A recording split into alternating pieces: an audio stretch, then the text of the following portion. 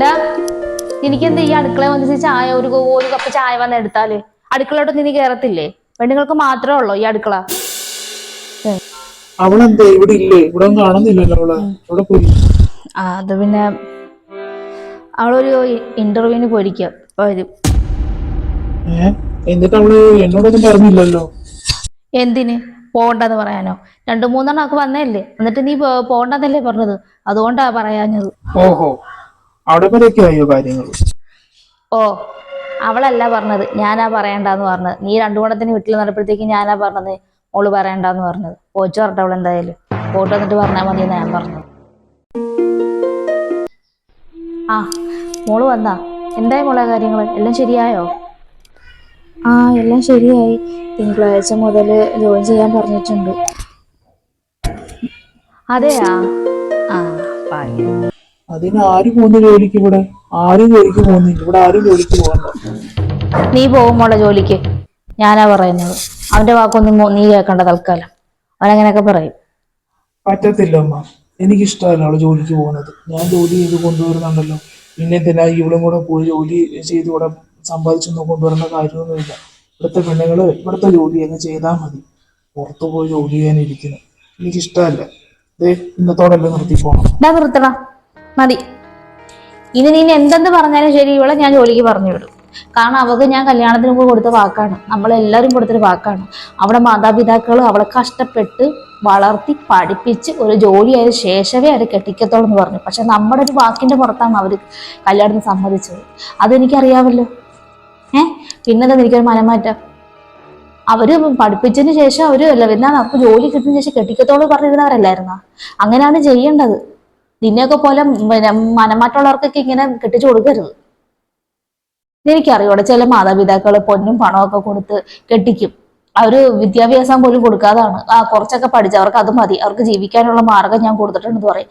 ചെന്ന് കയറുന്ന വീട് എങ്ങനത്തെയാണെന്നറിയാം. ഇപ്പൊ എത്ര ഇടത്തിട്ട് നമ്മുടെ പലയിടത്ത് സംഭവങ്ങൾ ഉണ്ടായിട്ടുണ്ട്.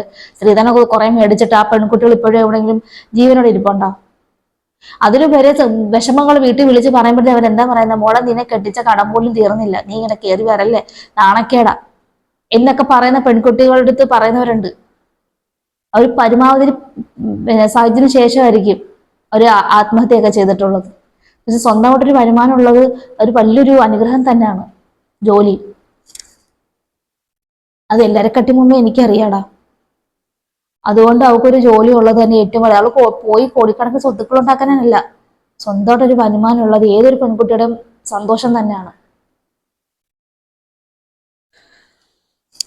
ഇവളെ ഞാൻ അങ്ങനെ അവൾക്കൊരു ജോലി കിട്ടിയതിന് ശേഷം ഞാനും എൻ്റെ മോടെ കാര്യത്തിൽ തീരുമാനം ഞാൻ ഉണ്ടാക്കത്തുള്ളൂ. അല്ലാതെ കുറെ പൊന്നും പണമൊക്കെ കൊടുത്ത് കെട്ടിച്ചു വിട്ടാല് പെൺമക്കളുടെ സുരക്ഷിതമല്ല. പലയിടത്ത കാര്യമാണ് ഞാൻ പറഞ്ഞത്. അതുകൊണ്ട് ഈ തീരുമാനത്തിൽ ഒരു മാറ്റം ഞാൻ ഉണ്ടാക്കത്തില്ല. അവളെ ഒപ്പമാണ് ഞാൻ നിൽക്കുന്നത്. അവളെ ജോലിക്ക് പോകും. ഞാനൊരു കാര്യം ചെയ്യട്ടെ, നീ കല്യാണത്തിന് മുമ്പ് നീ എന്താണ് അവളോട് പറഞ്ഞത്? അതുപോലെ ഓർമ്മയുണ്ടാ? അതൊന്ന് പറഞ്ഞേ നീ ഒന്ന്. അവൾക്ക് കൊടുത്ത വാക്ക് എന്താണെന്ന്.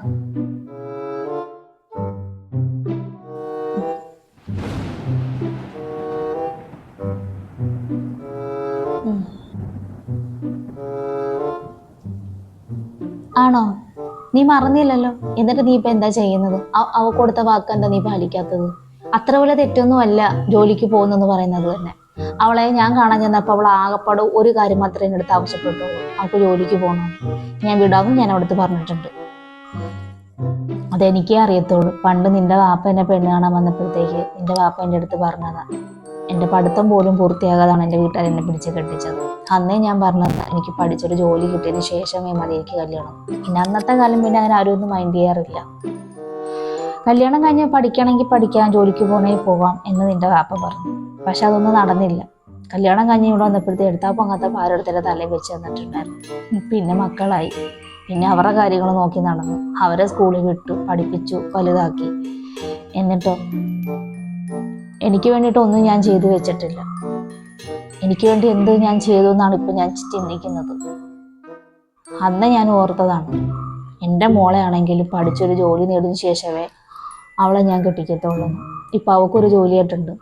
അതിന് നീ എന്ത് നീ പറഞ്ഞെന്ന് പറഞ്ഞാലും ശരി, അവളെ ഞാൻ ജോലിക്ക് വിടും. എടാ, ഒരു പെണ്ണിന് സ്വന്തമായിട്ടൊരു വരുമാനം ഉണ്ടെങ്കിൽ അത് എത്ര നല്ലതെന്ന് എനിക്കറിയാവും. എനിക്കറിയാം അതിൻ്റെ ബുദ്ധിമുട്ട് തന്നെ. നിങ്ങളുടെയൊക്കെ ഞാനൊരു കാര്യത്തിനോ അല്ലെങ്കിൽ നിന്റെ വാപ്പാടത്തൊക്കെ തന്നെ എനിക്ക് എൻ്റെ കാര്യങ്ങൾ ചെയ്യാതിരിക്കുന്നതെന്നല്ല ഞാൻ പറഞ്ഞത്. എപ്പോഴും ഓരോ ആവശ്യത്തിന് എന്നെ കൈ നീട്ടുമ്പോൾ തന്നെ എനിക്കൊരു ബുദ്ധിമുട്ടാണ്. അതിനുപരി വേറൊരു ചോദ്യം കൂടെ ഉണ്ട്. എന്തിനാണ് ഇപ്പോൾ വേണ്ടത്, പിന്നീടാവട്ടെ, ഇങ്ങനെ 100 വട്ടം ചോദ്യം ചോദിക്കും. അതൊക്കെ നമുക്ക് വിഷമം ഉണ്ടാകും. നമ്മുടെ കയ്യിൽ നിന്ന് സ്വന്തമായിട്ട് നമുക്ക് എന്തെങ്കിലും ചെയ്യണം എന്നൊക്കെ ആരോട് നമുക്ക് ചോദിക്കേണ്ട കാര്യമില്ല. ഇവിടെ എനിക്ക് എന്തെങ്കിലും ചെയ്യണമെങ്കിൽ നിങ്ങളുടെയൊക്കെ നിന്റെ വാപ്പാടത്തൊക്കെ ഒരു വട്ടം അനുവാദം എനിക്ക് ചോദിക്കാതെ എനിക്കൊരു കാര്യം ചെയ്യാൻ പറ്റത്തില്ല. എനിക്ക് എന്തെങ്കിലും മേടിക്കണമെങ്കിലും അതറിയോ എനിക്ക്. ഒരു പെണ്ണിന് ഒരു സ്വന്തമായിട്ടൊരു വരുമാനം ഉണ്ടാന്ന് പറഞ്ഞാൽ അത്ര തെറ്റൊന്നും അല്ല. അതിന് എന്തെന്ന് പറഞ്ഞാൽ ശരി, അവളെ ഞാൻ ജോലിക്ക് വിടും, അത്രേ ഉള്ളൂ. ഇനി എന്തായാലും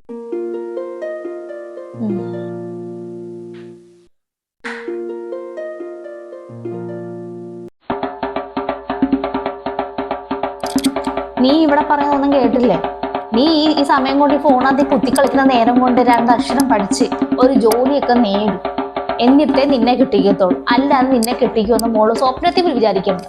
ഫോണിൽ കുത്തി കളിക്കുന്ന